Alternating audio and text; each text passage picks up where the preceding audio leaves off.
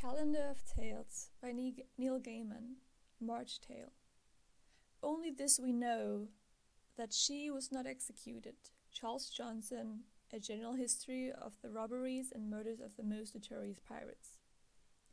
It was too warm in the great house, and so the two of them went out on the porch.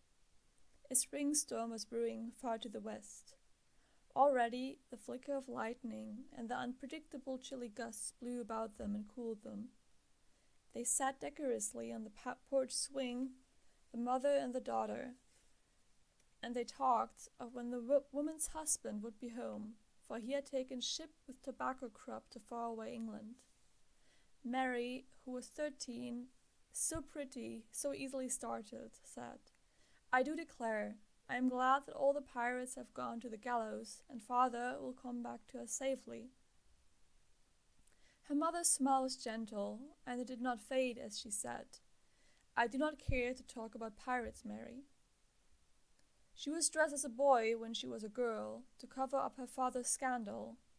She did not wear a woman's dress until she was on the ship with her father and with her mother, his servant girl mistress, whom he would call wife in the New World, and they were on their way from Cork to Carolinas. She fell in love for the first time on that journey, enveloped in unfamiliar cloth, clumsy in her strange skirts. She was 11, and it was no sailor who took her heart, but the ship itself.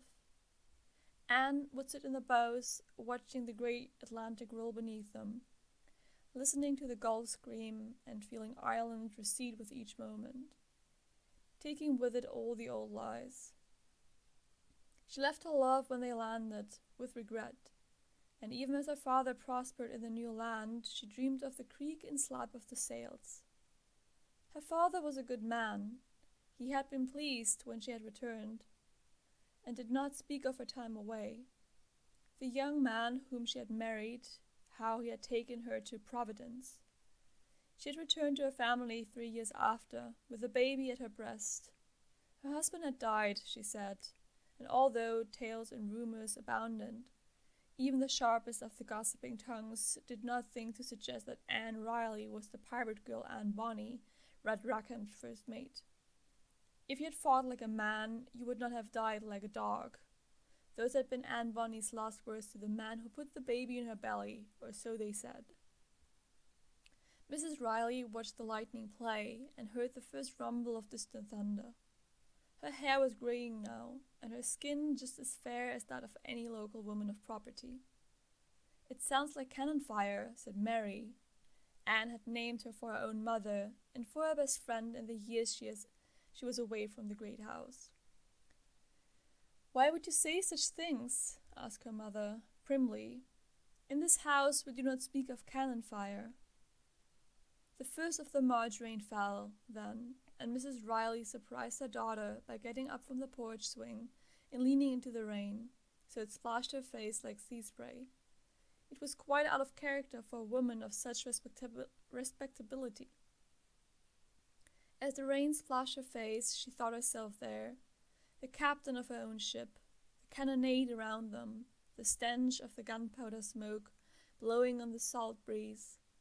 Her ship's deck would be painted red, to mask the blood in battle. The wind would fill a billowing canvas with a snap as loud as cannons roar, as they prepared to board the merchant ship, and take whatever they wished, jewels or coin, and burning kisses with her first mate when the madness was done.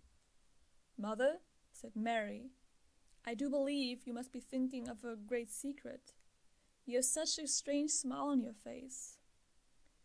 "Silly girl, Akhushla," said her mother, and then she said, "I was thinking of your father."